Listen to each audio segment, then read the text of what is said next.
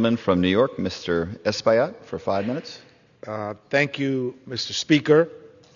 I rise today and I stand with our brothers and sisters who are fighting for democracy, Mr. Speaker, for their country, for the world, in the Ukraine. And as you may know, Mr. Speaker, New York City is a gorgeous mosaic of people from all over the world. And in my district, the 13th Congressional District, I stand in solidarity with constituents that come from the Ukraine, Ukrainian Americans and Ukrainians that are part of my district. And New York City stands in solidarity with them. People in the Brighton Beach area of Brooklyn, called today Little Odessa.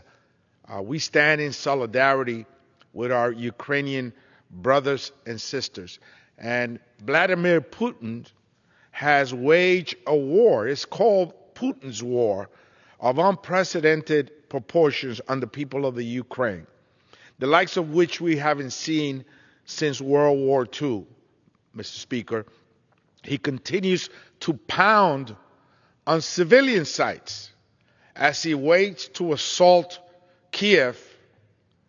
The world braces what could be really an attack of unprecedented proportion as he prepares to slaughter the Ukrainian people and engage in clearly war crimes. These unprovoked and unjustified attacks have caused tragic losses and human life and suffering. They are grandparents, they are moms with their little children being forced out of their home out of fear of rocket attacks.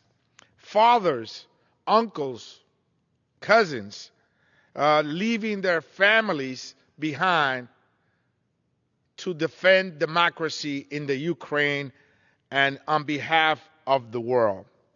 This week, the permanent representative of the Ukraine at the United Nations told the Security Council that hundreds of Ukrainian civilians have been killed, including children, Mr. Speaker. Thousands of people are wounded as a result of Russia's military aggression as Vladimir Putin continues to engage, to perpetrate war crime. This is a war without remorse, Mr. Speaker.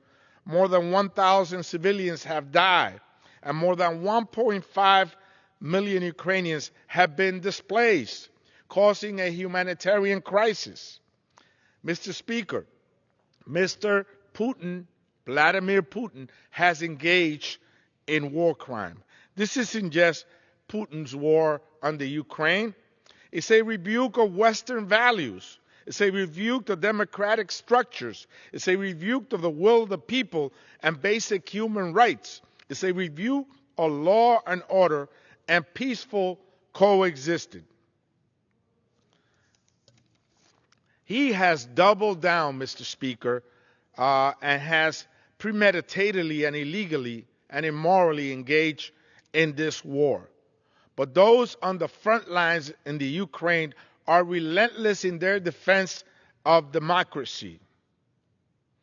It is our duty, Mr. Speaker, to support the Ukraine to the best of our ability, to defend its freedom and sovereignty from Putin's war. President Zelensky's message is clear.